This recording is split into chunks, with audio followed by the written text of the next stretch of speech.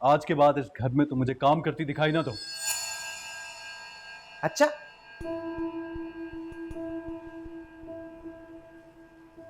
तो फिर कौन करेगा काम?